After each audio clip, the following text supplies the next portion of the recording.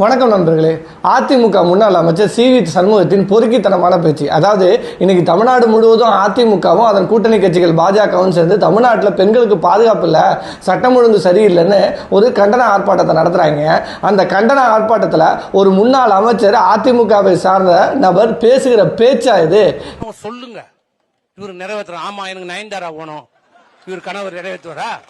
ஆமா, எனக்கு நயன்தாரா போனோம், இவர் கணவர் நிறைவேற்றுவாரா? எவ்வளவு ஆபாசமாக, எவ்வளவு கொச்சையாக எனக்கு நயன்தாரா வேணும்னு கேட்பாங்க, கொடுப்பீங்களா அப்படிங்கிறாரு. இது என்ன மாதிரியான நிலை? இது என்ன மாதிரியான பேச்சு? சி வி சண்முகத்துக்கு 2 ரவுண்டு கூட போயிடுச்சா என்னன்னு தெரியல. ஆனால் பேச்சு ரொம்ப ஆபாசமான, அருவருக்கத்தக்க பேச்சு.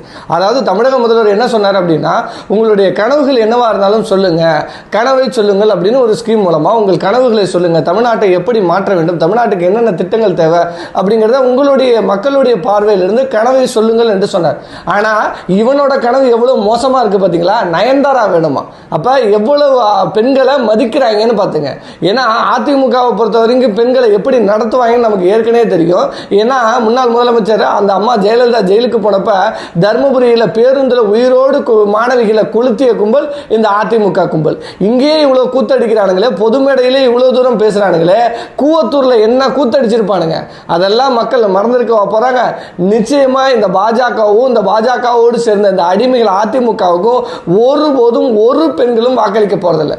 இந்த நேரம் அந்த அம்மா மட்டும் உயிரோட இருந்திருக்கணும். இவனுங்க என்னென்னலாம் சொல்லுவானுங்கன்னு தெரியல அந்த அம்மாவே.